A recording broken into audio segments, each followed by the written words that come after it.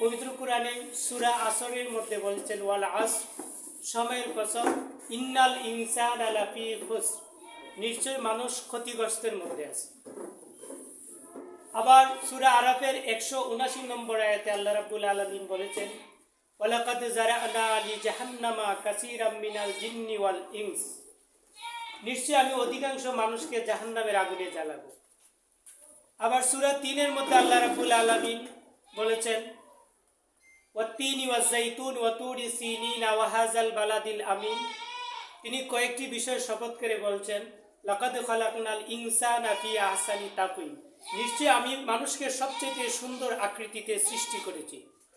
সুম্মা রাদাদনাহু আসফালা সাফিলিন, অতঃপর তাকে আমি জাহান্নামের নিম্ন স্তরে পাঠিয়ে দেব।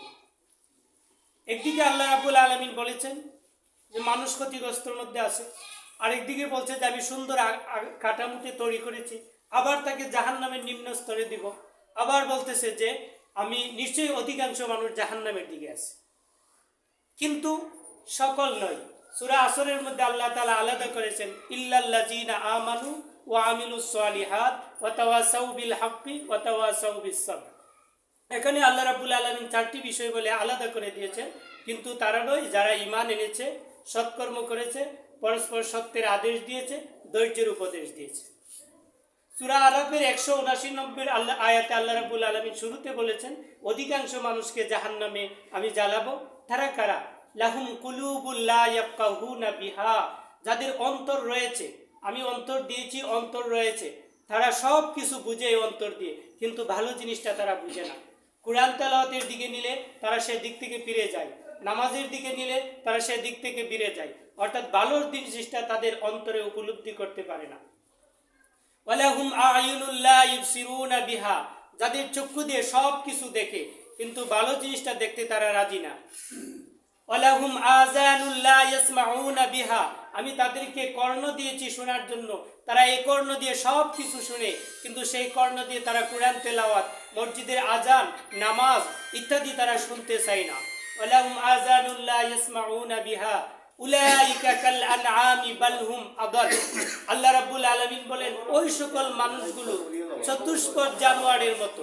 কারণ চতুষ্পদ জানোয়ারকে সব কিছু দেওয়া হয়েছে, কিন্তু সে তার উপর শরীয়তের কোনো বিধিবিধান দেওয়া হয় নাই। মানুষের উপর শরীয়তের বিধিবিধান আছে বিধায় মানুষ শ্রেষ্ঠ জাতি, কিন্তু ওই সমস্ত আচরণ যাদের মধ্যে আছে তাদেরকে আমি জাহান্নামের আগুনে নিক্ষেপ করব, বা তাদেরকে আমি জাহান্নামের নিম্ন স্তরে নিয়ে যাব, কিন্তু তাদেরকে নয় যাদের মধ্যে সূরা আসরের 4টি অংশ আছে, যাদের মধ্যে এই আমলটা আছে, এবং যাদের মধ্যে সূরা আরাফের এই খাসলতগুলো যাদের মধ্যে নাই, অভ্যাসগুলো যাদের মধ্যে নাই, তাদেরকে আমি জাহান্নামের আগুনে দিব না।